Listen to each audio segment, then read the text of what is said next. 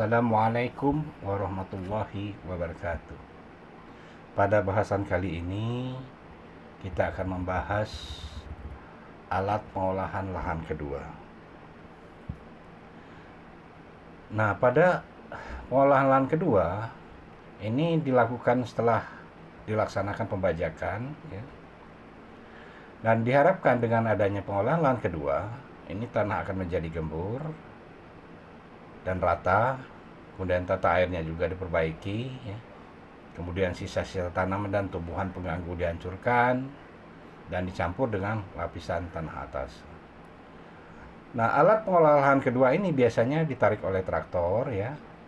Ini bisa dibedakan menjadi 3, yaitu yang pertama itu garu, kemudian yang kedua penggulut, kemudian yang ketiga perata atau pengemur tanah.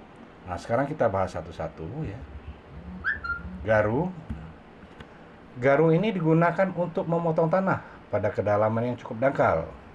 Nah, tujuannya, ya, untuk menghancurkan tanah, kemudian memotong gulma dan mencampur material dengan tanah. Nah, desainnya harus lebih lebar dari traktor. Ya, hal ini, ya, bertujuan agar hasil pengolahan lahan tidak rusak karena terlindas oleh roda traktor kembali. Nah, secara umum tujuan penggunaan garu ini adalah sebagai berikut. Yang pertama, untuk mempersiapkan persemaian dengan baik, ya. Kemudian membantu memecahkan bongkahan tanah. Nah, kemudian membantu dalam penghancuran tanah atau mencampur tanah secara menyeluruh. Kemudian aerasi tanah dan membunuh gulma. Kemudian bisa juga sebagian besar digunakan dalam kondisi tanah ringan, ya. Bisa juga untuk menutupi benih setelah penebaran, ya. Nah, ada beberapa jenis garu yang biasa digunakan oleh petani, ya. Yang pertama itu garu piring. Kemudian garu paku. Kemudian ada garu pegas dan garu rotari.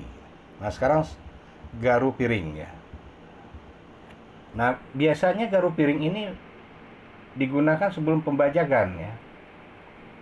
Nah, ini untuk memotong rumput-rumput pada permukaan tanah. Nah, ini juga dapat digunakan untuk menghancurkan permukaan tanah, sehingga kerataan tanah lebih berhubungan dengan tanah dasar. Nah, selain itu juga garu jenis ini juga dapat dipakai untuk penyiangan atau menutup biji-bijian yang ditanam secara sebar.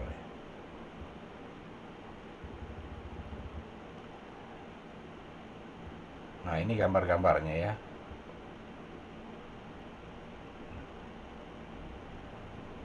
Yang pertama, arah aksi garu, ya.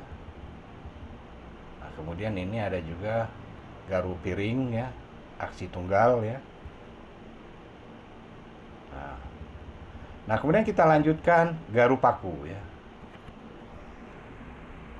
Nah, garu paku ini sesuai dengan namanya, ya. Ini mempunyai gigi yang bentuknya seperti paku.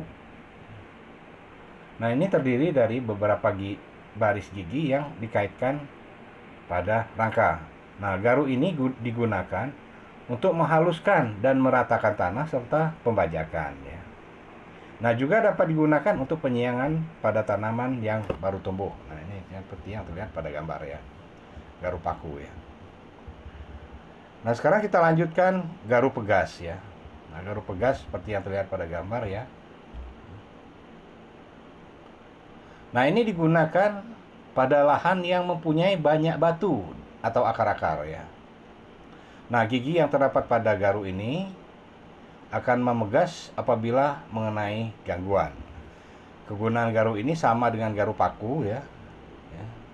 Bahkan untuk penyiangan garu ini lebih baik karena dapat masuk ke dalam tanah lebih dalam. Ini gambarnya, ya.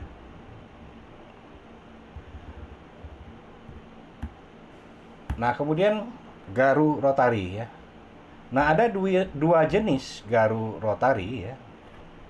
Yang pertama garu rotari cangkul. Nah, kemudian yang kedua adalah garu rotari silang.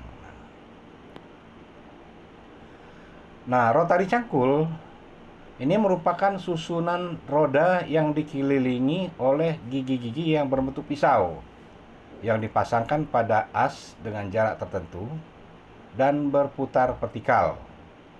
Nah, putaran roda garu ini disebabkan oleh tarikan traktor. Nah, ini seperti yang terlihat pada gambar ya. Garu rotari. Nah, sekarang garu khusus ya.